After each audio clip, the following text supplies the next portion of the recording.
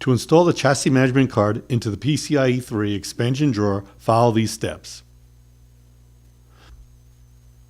Slide the chassis management card completely into the slot and push the lever up to secure the card. Connect the power cords into the power supplies.